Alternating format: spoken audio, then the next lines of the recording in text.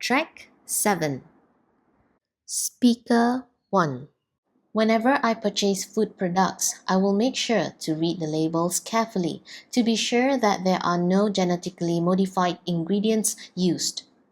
As much as possible, I would prefer that my family consumes non-genetically modified foods, so I sometimes buy fresh produce from the farmers' market or organic shops. Speaker 2. When discussing the issue of GM foods, it is important to look at the pros and cons. There is a fair share of supporters for and against GM foods in my class. I always tell them that genetically modified foods now provide us with more nutrients than previously, which could benefit our health.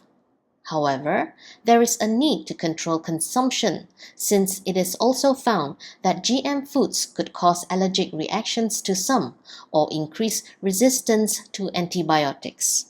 Speaker 3. In my line of work, I identify a gene that gives an organism, be it a plant or an animal, a desired trait and copy that information.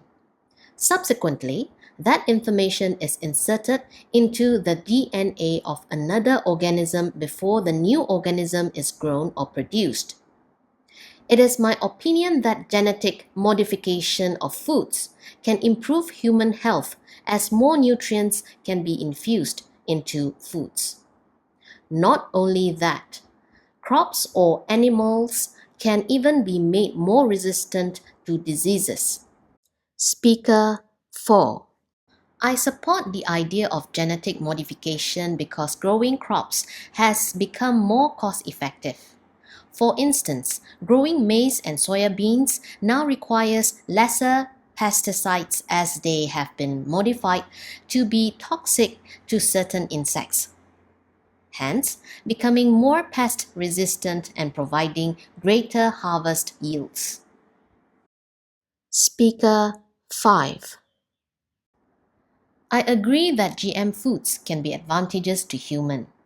However, my concern is that some people might have allergic reactions to those foods due to the altered DNA. Furthermore, some plants are genetically altered to be resistant to antibiotics. So it is possible that antibiotic resistance in humans can be augmented too after consumption of those GM foods over a period of time. That will consequently lead to the risk of increasing infectious diseases in the long run.